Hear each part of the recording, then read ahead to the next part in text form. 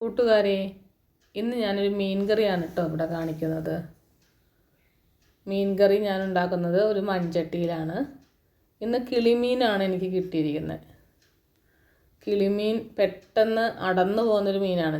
ഒട്ടും കനമില്ലാത്ത മീനാണ്. അപ്പം നമ്മളത് യൂസ് ചെയ്യുമ്പോൾ വളരെ സൂക്ഷിക്കണം. നമ്മൾ വെളിച്ചെണ്ണ ഒഴിച്ച് അതിനകത്തേക്ക് കടുകും മുളകും ഇഞ്ചി വെളുത്തുള്ളി പച്ചമുളക് എന്നിവ ചേർത്ത് നന്നായി വഴറ്റിയെടുക്കുക. അതിൻ്റെ പച്ചമണം മാറി കിട്ടണം. ഇഞ്ചിയൊക്കെ മൂക്കുന്ന നല്ല വാസന വരും. അപ്പോൾ കുറച്ച് സവാള, തക്കാളിയല്ല സവാള അതിനകത്തേക്ക് ഇടുക.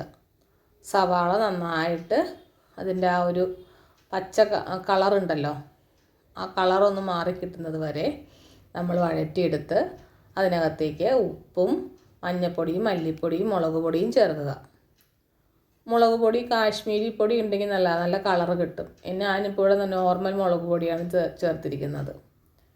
അത് നന്നായി അതിൻ്റെ പച്ചമണം മാറിക്കഴിയുമ്പോൾ അതിനകത്തേക്ക് ഒരു തക്കാളി ആഡ് ചെയ്യുക. തക്കാളി മീൻ കറിയിലെ തക്കാളി നല്ല സ്വാദാണ് കഴിക്കാൻ.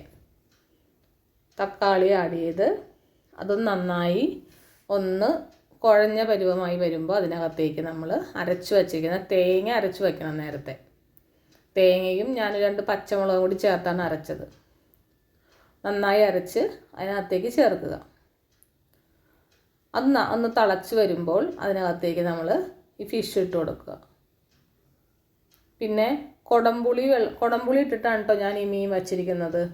കുടംപുളി നമ്മൾ വെള്ളത്തിലിട്ട് നേരത്തെ വെച്ചാൽ അതൊന്ന് കുതിർന്ന് കിട്ടും. എന്നിട്ട് ആ വെള്ളവും കുടംപുളിയും കൂടി ഈ ഫിഷിലേക്ക് ആഡ് ചെയ്യുക. അപ്പം നമ്മൾ ആ മീൻ ഒരുപാട് ഉടഞ്ഞു പോവില്ല. ആ പുളിയുടെ ഇതുള്ളത് കൊണ്ട് ഉടഞ്ഞു പോവില്ല.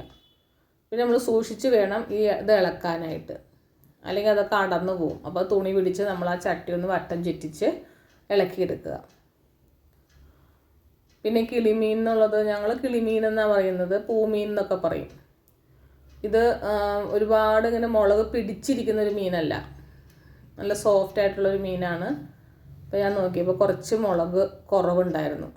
ഇത്തിരി എരിവുണ്ടെങ്കിലാണ് ഈ മീൻ കറിക്ക് രുചിയുള്ളൂ. പിന്നെ കുറച്ച് ഉലുവാപ്പൊടി ഉണ്ടെങ്കിൽ നിങ്ങൾക്ക് ഉലുവാപ്പൊടി ഇട്ടാൽ നല്ലതായിരിക്കും.